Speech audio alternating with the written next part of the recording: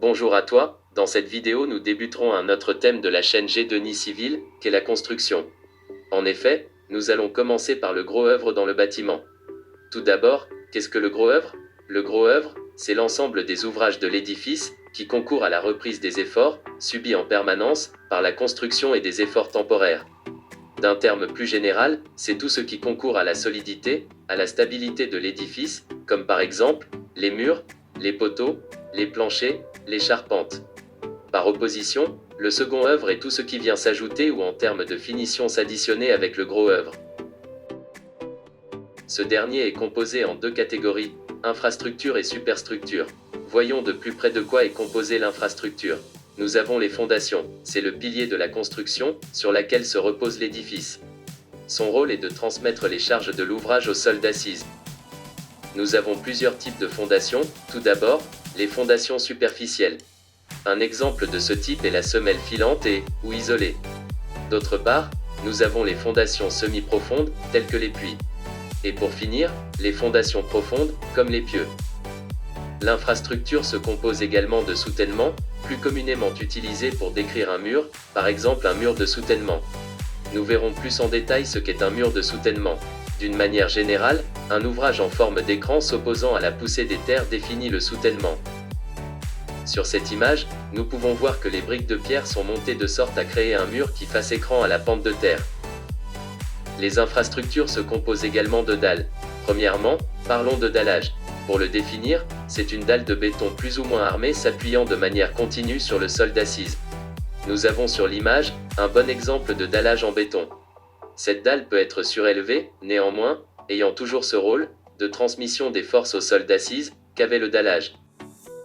C'est ce qu'on appelle une dalle portée. Elle se définit comme telle, dalle en béton armée coulée sur le sol, mais ferraillée de manière à porter uniquement sur des appuis latéraux.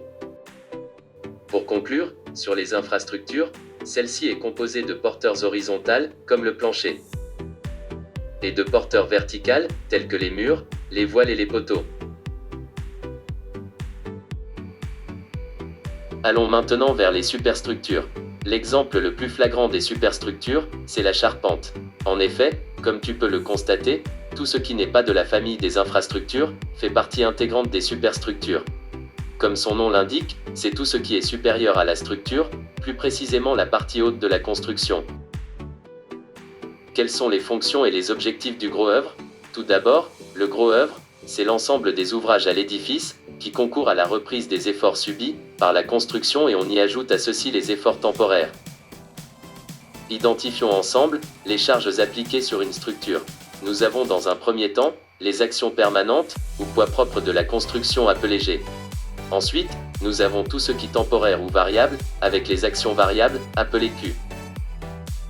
Sous ces diverses actions, la structure doit être capable de rester stable sur le sol, de conserver l'état d'équilibre, et d'un terme plus général, être résistante. Mais comment faisons-nous pour faire en sorte que la structure respecte tout cela? Me diriez-vous? Voyons ensemble la méthode d'analyse. En effet, à partir des documents de conception et de maîtrise d'œuvre, vous devrez identifier et isoler l'ossature de la construction, vérifier ou réaliser le prédimensionnement de cette ossature, réaliser les plans d'exécution. Pour ce faire, nous élaborons un graphe de descente de charge. Premièrement, listez l'ensemble des charges à prendre en compte. En effet, il existe plusieurs types de charges. Les charges ponctuelles, les charges linéiques, et les charges surfaciques. Voici plus en détail, des exemples d'actions réelles s'appliquant sur une structure. Deuxièmement, listez l'ensemble des éléments de structure, tels que les poutres, les voiles, les planchers, les fondations, les murs de refend, et bien d'autres encore. Troisièmement, réalisez le graphe de descente de charge. Youpi, voilà notre graphe de descente de charge réalisé.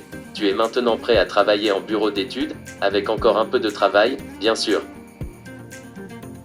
Si je devais conclure, je dirais que le gros œuvre est l'ensemble des éléments de construction d'un édifice, qui lui assure la reprise de tous les efforts subis, soit en permanence, comme le poids propre de l'édifice, soit temporairement, de manière variable, vent, neige, séisme, tassement du sol, ou même, éventuellement, accidentel, choc, incendie.